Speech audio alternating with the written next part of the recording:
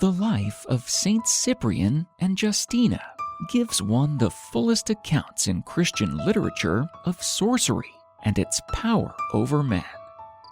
This story could be the product of someone's imagination, but nevertheless, this story is a great example of the divine grace and mercy. In the years before Saint Constantine became emperor, Christians were subjected to everything from suspicion and derision to torture and murder. Young Christian women were especially vulnerable, and many had difficulty in protecting themselves from the amorous advances of men who did not share their faith. Justina of Damascus was the daughter of a pagan parent who had secretly converted to Christianity. They lived in constant fear of getting caught, so they kept their faith a secret.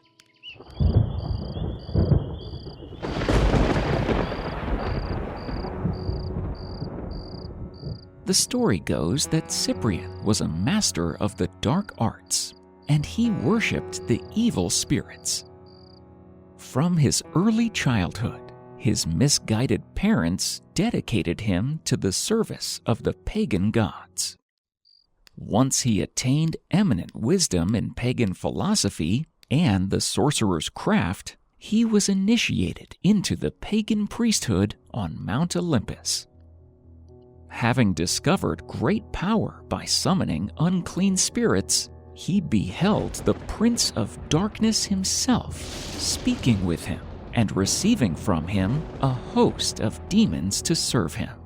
When he returned to Antioch, he excelled over his peers.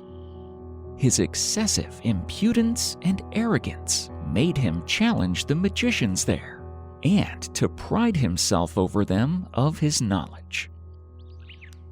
In the meantime, Justina grew up to become a beautiful woman. She dedicated herself to the heavenly bridegroom and spent her time in fasting and prayer. But Justina soon found herself in a predicament. A young nobleman, suitable for her in every way according to society standards, sought to marry Justina. Without revealing her true reasons in those dangerous times, Justina repeatedly rejected her suitor's proposals. She wished to remain a virgin. The young man was not easily deterred, however, and he sought help from an unlikely, but not uncommon for the time, source, a magician. He sought the help of Cyprian to persuade Justina to succumb to his charms. Cyprian agreed to fulfill the young man's wishes. When Cyprian went to observe the object of his assignment, he was completely smitten by the young woman himself. Her beauty was great, but her humility and kindness to others was greater. Cyprian had never known a woman like this. He was enchanted. He decided to cheat his client and use his magical skills to win her for himself.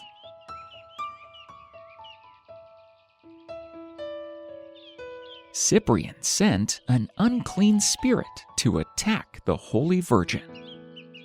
The spirit was meant to arouse carnal passions in Justina.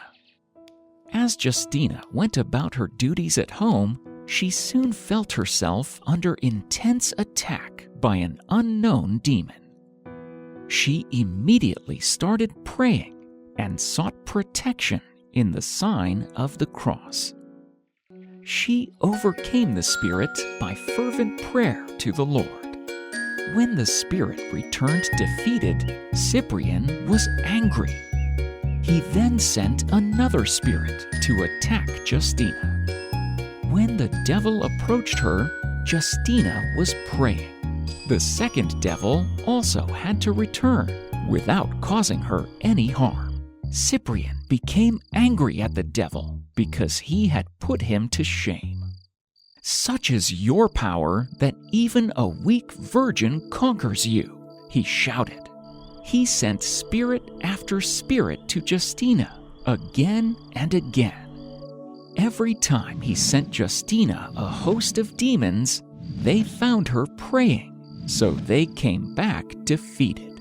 When Cyprian failed, he called the demons and told them, "If you do not bring Justina to me, I shall adopt Christianity." The chief of the demons thought out a device to deceive him. He ordered one of his soldiers to disguise himself and to take the form of Justina and then go to Cyprian. The devil then hurried to meet his master and told him that Justina is soon arriving. Cyprian rejoiced, and he was impatient to meet her. When Satan, disguised as Justina, came to him, Cyprian rejoiced and rose up to embrace her.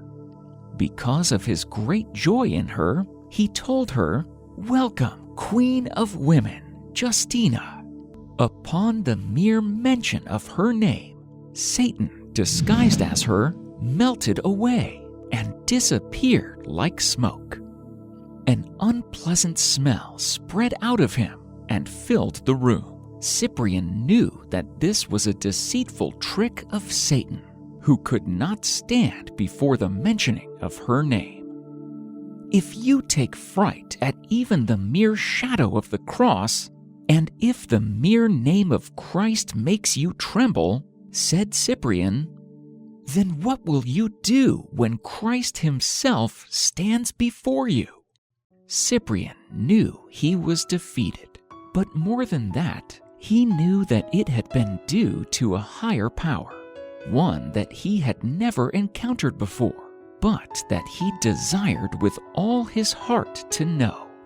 The devil then threw himself upon the pagan priest and attempted to beat and strangle him.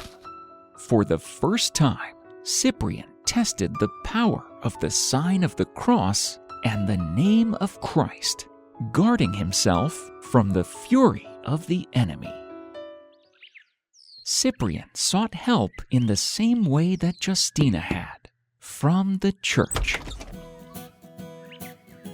He presented himself to the priest Eusebius, whom he had known as a child. To demonstrate his complete desire to give up the life of a magician and become a Christian, Cyprian burned all his books on magic. Very soon, he was admitted as a catechumen. In the following years, Justina continued to be an example of virtue and purity among her fellow Christians, as well as her family, who entered the church through her example. Cyprian started off by sweeping the floors of the church. He then worked for a few years as the doorkeeper.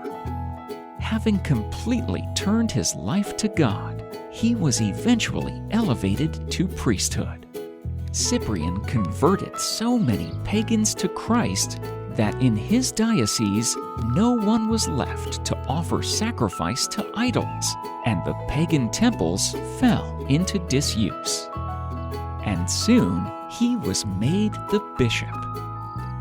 Justina, in the meantime, was promoted as the superior of her monastery. And then, in the year 304, a fierce persecution of Christians was beginning. During the persecution against Christians under Emperor Diocletian, Cyprian and Justina were arrested and brought to Nicomedia. They were both tortured severely, but they would not renounce their beliefs in Christ as Lord of all. The emperor then casually sentenced them to be beheaded. Saint Cyprian, fearful that the Holy Virgin's courage might falter if she saw him put to death, asked for time to pray. Saint Justina inclined her neck and was beheaded first. After seeing the torments of Saint Justina, a soldier named Theoctistos fell at Cyprian's feet and declared himself a Christian, and he was beheaded with them. The hiero-martyr Cyprian, the virgin martyr Justina, and the martyr Theoctistos suffered for Christ at Nicomedia in the year 304. The relics of Justina and Cyprian, now revered as saints of God who had received the crown of martyrdom, were secretly retrieved and taken aboard ship to Rome. When Saint Constantine changed the world by making Christianity legal, a church was built in Rome for the relics, but they were later translated to the Church of St. John Lateran.